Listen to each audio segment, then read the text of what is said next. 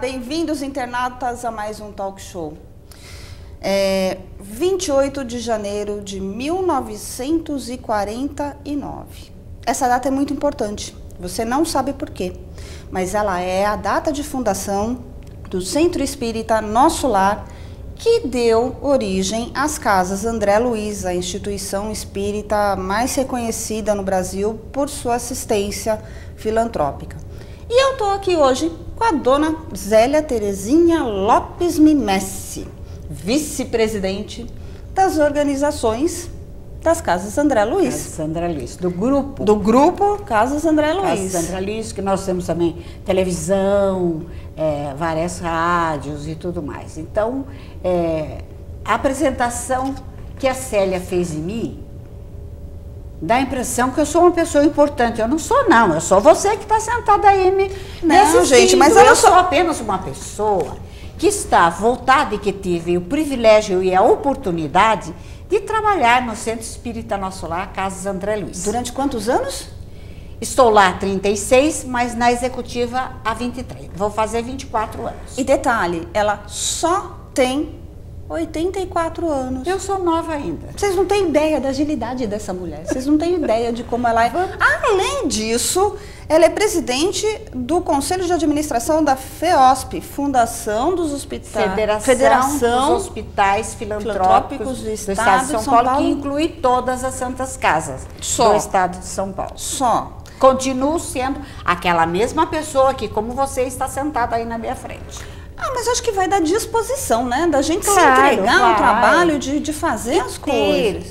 E ter o privilégio de receber esse trabalho numa época da vida em que posso fazer isso. Sim. Porque houve uma época que se trabalhava, dei muito tempo de aula, 39 anos dando aula e tudo mais, né? Cavalo pelo sertão afora e tudo mais. Mas chegou uma hora que eu fui destinada a fazer esse trabalho. Falta alguma coisa, né? Então fiz uma leitura, né? Eu aproveitei e fiz a leitura na minha vida. Esta é a hora de trabalhar pelas crianças necessitadas, pelo SUS, por toda essa gama de pessoas que às vezes precisam e não tem voz para chegar onde a gente precisa. Sim, é um trabalho filantrópico. Esse é o meu trabalho. De alto nível. As Casas André Luiz, na verdade, o Centro Espírita Nosso Lar está completando 65 anos amanhã, dia 28 de janeiro. 65 anos, se me permite. Uma vida inteira. Eu vou contar a quem está nos assistindo que no dia 28 de janeiro de 1949, me reportando a essa data, infelizmente eu não estava entre aquela pleiade de jovenzinhos. Eram todos jovens? Todos jovens, todos jovens. Gente, isso é história. Que desencarnaram já. Jovenzinhos se reuniram numa casa de família do senhor, o pai de João Castardelli. Ele era um dos jovens que fazia parte daquela pleiade de jovens que decidiram fundar um centro espírita cujo único objetivo, naquela época, seria de estudar a doutrina espírita. Quantas pessoas eram?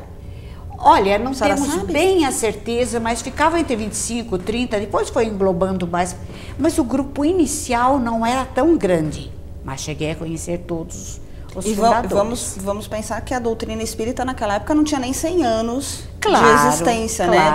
E no meio desses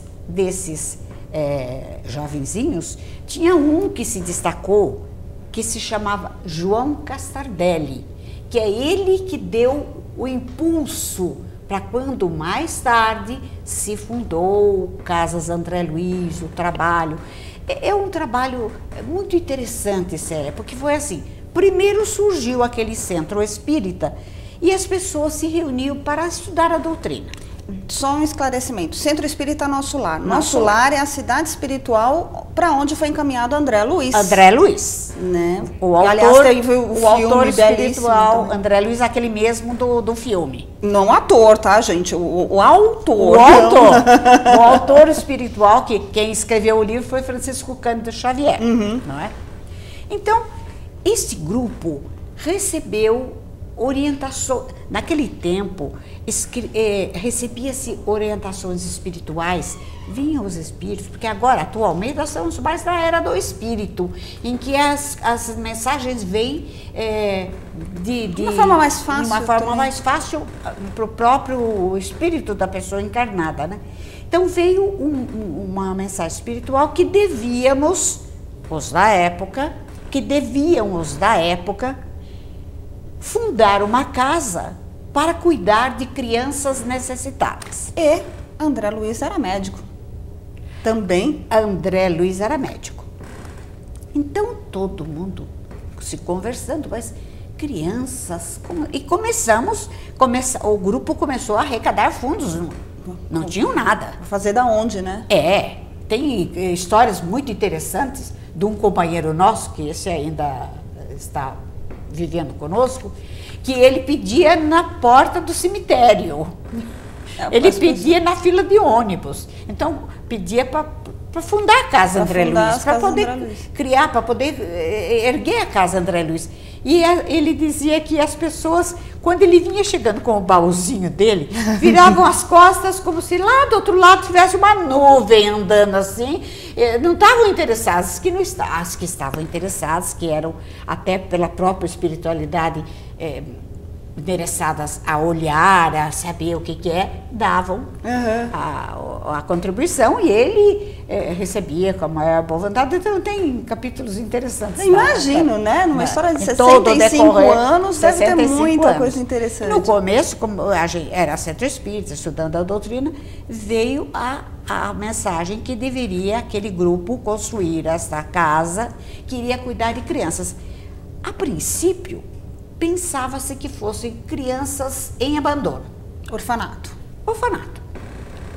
Mas acontece que foi sendo observado que essas crianças já tinham auxílio do governo. Bom, não só do governo, mas de outras instituições também. Né? Mas então eles pensaram, não é essa. Que será? E continuaram arrecadando. Até que um dia veio a mensagem seguinte: crianças que não andem, que estejam em risco e que tenham dificuldade intelectual, abandonadas.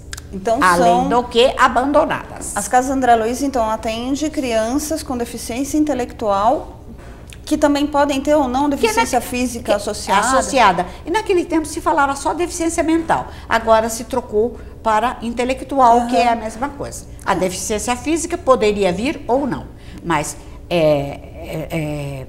a Casa André Luiz, para receber, tem que ser deficiente intelectual.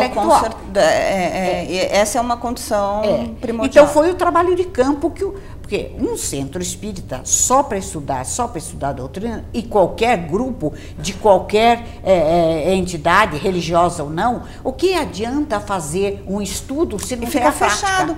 Fica fechado, né? Ali não está fazendo. O trabalho de campo foi indicado, era esse. Então vamos trabalhar nesse lado. Coisa nova, que a gente não tinha a menor ideia, nem que existia assim a quantidade de gente que existia, necessitados. Hoje, com toda a estrutura, você tem uma estrutura enorme em Guarulhos. Muito grande. Que é enorme. 75 metros quadrados de terreno. 75 mil metros, 75 quilômetros quadrados, é isso? 1.000 metros. 75 mil metros quadrados. 75 mil metros. Nossa. Quilômetro não. Dá 75 mil metros. Mas 1.000 metros quadrados, tá. O quilômetro que é. Errei. E 30, não, você nem errar, isso aí faz parte. E quase a metade, 35 mil construídos, em 4 grandes blocos. Antigamente se falava pavilhões, agora se fala unidade. A modernidade foi mudando o nome, mas continua lá. A mesma estrutura, a mesma coisa. E tudo. Pouco a pouco, sendo construídos pouco a pouco. O terreno era um charco, mas depois foi sendo aterrado e tudo. Agora está lá essa grande quantidade de metros quadrados construídos e 600 crianças abrigadas. Que moram lá. 600 crianças. Essas são as mais difíceis, abandonadas. Né? Abandonadas. Algumas têm família Põe assim, de 600 você põe 100. Que tem, mas não são presentes, as famílias. Mas essas ficam internadas. Ficam internadas. E a gente tem que dar condução para os pais, quando há necessidade, quando eles vêm visitar e não pode pagar, a gente dá ajuda. Porque essas crianças elas nascem mais na periferia, então... Não tem condições como outros que não estão na periferia, exatamente, né? Os outros que não estão na periferia, que os pais tenham recursos financeiros, acabam procurando outros hospitais, médicos particulares. Clínicas particulares, né? Apesar de que mesmo tendo os recursos financeiros, muitas vezes também é difícil, porque eu conheço pessoas que têm... Porque é difícil até para a família ficar com um paciente desse. Eu tenho uma pessoa que é a Sulamita Meninel, ela tem um filho, o Gabriel, que tem paralisia cerebral. Todos têm. E ela teve recursos para correr atrás, né? Mas ainda falta estrutura de médicos, hospitais para isso. Isso. Vocês têm, então, internos 600 crianças. 600 crianças. Mais de 30 médicos, né? 30 médicos voluntários ou não? Muitos, mais de 200 voluntários. Tá vendo você aí que não quer ir trabalhar para ganhar 10 mil reais aí na periferia? Tem gente fazendo trabalho voluntário, lindo, de graça. Belíssimo. E olha, de graça. E às vezes faz fila para pegar um determinado setor, que várias pessoas têm a mesma habilidade. Médicos, as especialidades que tem lá, tem ortopedia, nós temos todas? Todas. Eu vi que tem terapia ocupacional. Não, essa é a parte ambulatorial. Não ambulatorial, ambulatorial também. Se me permite, eu vou explicar. Tem a parte médica e a parte do chamado DAI, que é o Departamento de Atividades Interdisciplinares, quando tem a terapeuta ocupacional, a psicóloga, tem também uma parte de dentista, tem psicologia, pedagogia. Que vai dar todo esse suporte também. Todo o suporte. E tem a parte médica, que a parte médica, enfermagem e auxiliares de enfermagem e cuidadores. Então, essa equipe que trabalha com a criança é muito grande. Os médicos são 30 e poucos, de todas as especialidades. Nós somos um hospital especial, quer dizer, não faz, por exemplo, cirurgia. Ou pequenos abordamentos assim, pequenas abordagens de ambulatoriais. Isso temos. Mas a cirurgia mesmo vai para um hospital que seja um hospital geral. E nosso hospital é especializado em deficiência intelectual. Além desses 600, também são atendidas mais 1.000 no ambulatório. 1.000 em atendimento ambulatório, que não são os internos, eles não fazem o porque tratamento. Porque esses têm família, a gente ajuda às vezes na condução, mas eles ficam com a família, porque o objetivo da doutrina espírita é exatamente isso, colocar aquele que veio em jornada para se ressarcir de débitos antigos junto da família, porque a família não é o inocente, não. É um núcleo, né? Aquele núcleo precisa daquela experiência. Então, precisa daquela experiência, precisa passar junto àquela experiência. Então, a gente dá o suporte, porque é um trabalho dentro do ambulatório de ensinar as mães como lidar com aqueles filhos. Que não deve ser nada fácil, né? Ensinar a comer, ensinar a massagear o rosto para que possa haver a deglutição, para mais tarde não dar disfagia. São coisas básicas. Básicas, né? Para eles. Além de também aprenderem a lidar com o comportamento, que também não deve ser fácil. Muito, né? Porque a sociabilidade do deficiente é difícil. Porque eles próprios, o espírito que veio, que está encarcerado naquele corpo, ele não está preparado para não falar. Então a gente tem até forma alternativa. Tem algumas síndromes que até são mais sociáveis. A síndrome de Down, eles são mais sociáveis. Em compensação, você tem um autista que se fecha no mundo. Nós temos todas as síndromes. Todas? Todas as síndromes. Mais de 30. Nossa, é muito. Então, por isso que o núcleo fica muito difícil de ser trabalhado. E tem um ambulatório que fica... as casas André Luiz ficam em Guarulhos. Guarulhos. É isso. Qual o bairro? Picanço. Mas o ambulatório também está na parte de Guarulhos, tá? Porque está bem na divisa entre São Paulo e Guarulhos. Tem é Santana ali? Não, Santana que nós estamos construindo. Estão construindo. Está em Vila Galvão. Vila Galvão, que já é Guarulhos, Vila Galvão, né? Mas é muito próximo. É próximo, é perto da divisa.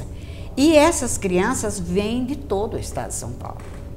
Então, não é só de Guarulhos. Casa André Luiz, eu acho que é a instituição espírita mais reconhecida pelo trabalho filantrópico no Brasil. Porque nós avançamos bastante. E você falou, isso eu achei interessante. Eu dei uma entrevista um dia desse para a nossa televisão até, os rapazes de lá, eles perguntaram, a senhora não assustou com o crescimento que teve assim, a Casa André Luiz, que era um núcleo pequeno, um centro espírita. Todo centro espírita pode voltar para vir a ser isso, né? Falei, não assustei, porque não é meu trabalho nem nosso, é de Deus. Então, E quanto mais se cresce, mais coisa vai aparecer, mais vai se crescer. A providência divina é que determinou que com aquele núcleo, com aquelas pessoas, podia se crescer. Nós temos só que trabalhar. E dar continuidade. Continuidade. Como são mantidas as atividades? Através de doações, é isso? É assim, nós temos um convênio com o SUS, auxiliado pelo Estado de São Paulo, que cobre 30% a 35% do que gastamos. Gastamos 8 milhões e 200, 8 milhões e meio. Por mês? Por mês. O resto é todo o povo que nos dá. Não só do estado de São Paulo, de fora do estado de São Paulo nós recebemos doações. Sim, até porque talvez de fora também venham crianças para serem atendidas, né? Então recebemos doações. Detalhe, são só crianças não, né? Que não, são atendidas. São crianças, porque é assim, como deficiente intelectual, ele não tem idade, porque ele será sempre uma criança. Ele até tem gente que já está perto dos 60 anos. Mas tem cronologicamente, também né? Mas... Nós estávamos até selecionando melhor só as crianças para poder trabalhar com eles ficarem mais úteis. Mas vimos que a procura é muito grande de gente mais velha. Também. Então, abrimos também para os mais velhos. 18, 19, 20, tantos anos. O ambulatório que está sendo construído, um ambulatório em Santana, é isso? Nós estamos atendendo 1.000 no ambulatório de Vila Galvão. E estamos terminando a construção de um ambulatório que vai cuidar de 3.000 a 3.500 crianças.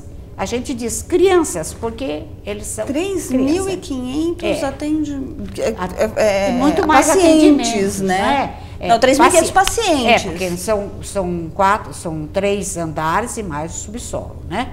Bem grande que nós vamos inaugurar. Quando fica pronto? Fica pronto até maio. Olha só. Já estamos com recurso para terminar em maio. Além das doações, tem um serviço muito interessante, que é o Mercatudo. Ah, sim. Gente, eu lembro que há um tempo atrás eu tinha em casa CPUs de computador, monitores antigos, funcionando. Claro. Às vezes precisava de algum reparo no cabo, alguma coisa assim. Tinha caixas de som, aparelhos de som, coisas que estavam encostadas. E aí eu procurei... não ia servir para nada, né? Não estava servindo, só estava ocupando espaço. E aí eu fui procurar uma instituição, não, me interessa, mas você tem que trazer aqui. Eu falei, bom, como é que eu vou levar? De carro, de táxi, não tenho como estar levando. Jeito, liguei para outra, não, nós só aceitamos doações de móveis. Liguei para outra, não, nós só estamos aceitando de roupas. Não, nós só aceitamos doações em espécie, porque aí nós vamos comprar aquilo que estão precisando. Falei, gente, aí procurando alguma coisa, achei Mercatudo. Achei Mercatudo. Entrei em contato. Eu mandei um e-mail e falei, olha, eu tenho isso em casa, não sei se interessa, talvez precise de algum reparo em alguma coisa. A gente faz um reparo. Me ligaram no dia seguinte, olha, interessa. Quando a gente pode agendar para passar aí e retirar? Eu falei, vocês ainda retiram? Então, gente, você tem em casa móvel, claro, óbvio que se tiver em muito bom estado, melhor ainda. Mas às vezes é uma televisão que o controle remoto está com um problema, você trocou a televisão e aí às vezes é uma pecinha de nada que precisa trocar e ela vai ser útil. Por quê? além de as Casas André Luiz levantarem fundos com a venda... Esse depois, é o forte, né? Depois de fazer o ajuste, de fazer o conserto que for necessário, sendo necessário, faz a venda, e essa venda também é para pessoas que não têm condições, por exemplo, de ir numa loja e comprar uma televisão nova, bonita, linda, maravilhosa, e quer uma televisão, ou tem uma criança em casa que quer assistir um desenho, pifou a televisão, vai lá, em bom estado e barato. Tem isso ainda, barato, né? Exatamente. E daí vem o grosso, então, também e veio também a informação, a orientação espiritual. Veja pelo nome, merca tudo. Então, nós mercamos tudo, mercadejamos tudo, né? E isso é bom porque a população mais pobre também consegue coisas, montar uma casa mais barata, né? Com poucos recursos, né? Poucos recursos. E nós empregamos para a obra. E você até perguntou como é que é mantida. São várias as fontes. Eu gostaria que o seu programa até levasse até o nosso internauta a informação muito importante. Porque eu acho que uma instituição filantrópica, ela tem que ter uma clareza, ela tem que ter uma abertura em que todo mundo saiba como é que o dinheiro chega e como é que o dinheiro sai. Aliás, eu tenho aqui o relatório das atividades, atividade de 2012. É que eu não vou conseguir mostrar a capa porque é azul. Que a gente manda. E vocês vão ver o que vai acontecer com a capa azul. Ó, não ficou transparente. Eu achei que ia ficar toda transparente. Quem quiser pode pedir por e-mail que a gente manda. É um relatório das atividades da gestão. Aqui eu tô com a de 2012. Aqui você vê os 61 que fazem parte do conselho. Conselho de administração? Não, deliberativo. Deliberativo.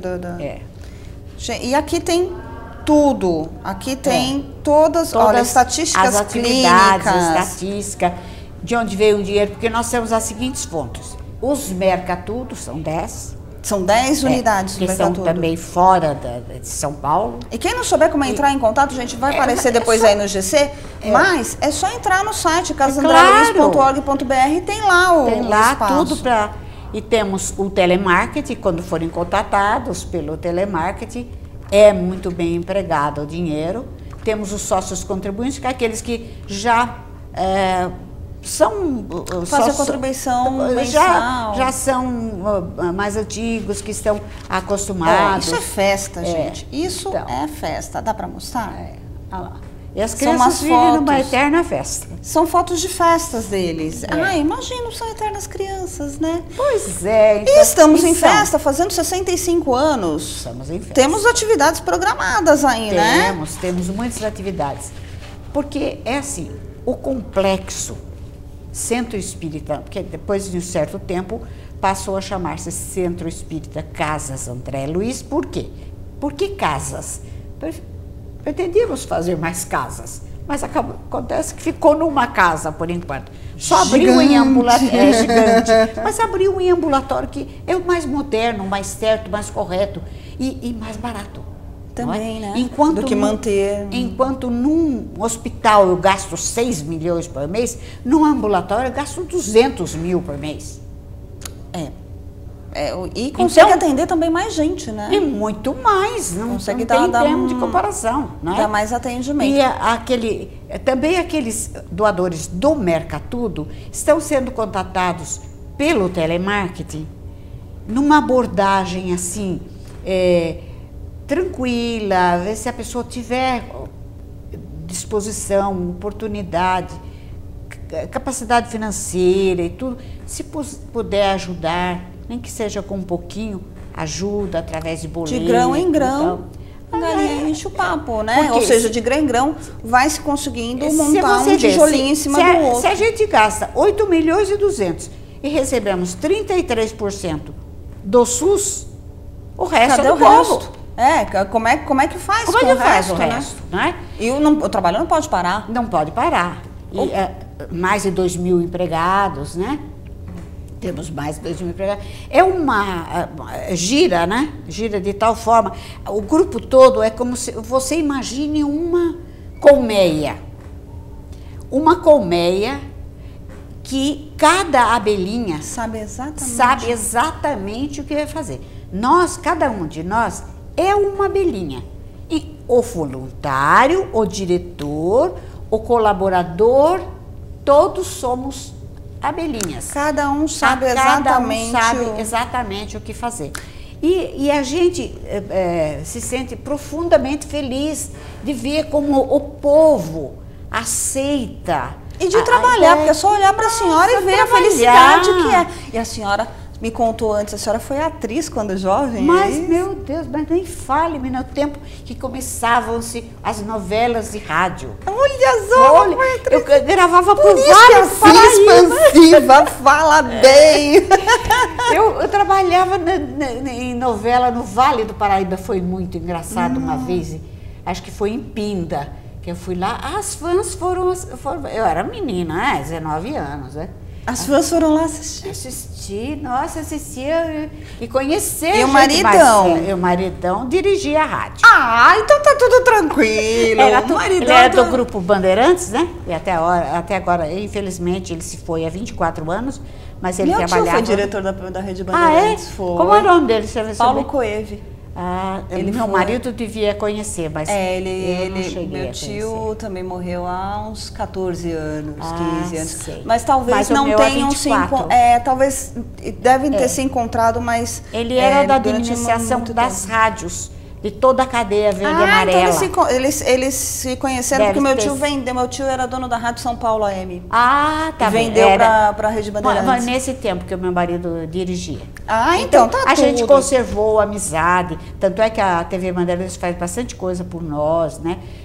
Põe no ar programas e tudo, a gente é muito amigo. Amanhã, dia 28 de janeiro de 2014, tem a comemoração com uma palestra do Dr. Sérgio Felipe. Que vai ser onde? Um cientista espírita, vai ser em Santana, no Centro Espírita Nosso Lar de Santana, que fica na rua Duarte de Azevedo. Então lá... E lá é bem conhecido. É bem conhecido. E ele é assim... Você imagine um Boeing, ele é tão inteligente, é um cientista maravilhoso. Você imagina um Boeing, você tem que pegar o Boeing e se sujeitar no chão, porque senão ele voa. Ele é ótimo. Gente, Dona Zélia, prazer imenso ter a senhora aqui, acabando o programa. Que pena! E teve coisa que eu acho que a gente não tanto conversar com o internauta. Vamos combinar um outro dia? Vamos combinar um outro dia para a gente fazer isso. Eu vou responder tudo o que eles quiserem, mandam e-mail. A gente vai combinar outro dia, eu vou lá visitar vocês também. E, pessoal, tá aí, fica a dica. Casas André Luiz, um trabalho reconhecido no Brasil inteiro, talvez até internacionalmente, que a gente às vezes não tenha esse feedback aqui, de assistência a deficientes intelectuais com ou sem deficiência física associada. Você aí conhece alguém, sabe de alguém que tem poucos recursos e precisa desse tipo de assistência? Entre em contato com as Casas André Luiz, eu tenho certeza que a pessoa vai ser muito bem recebida, muito bem atendida.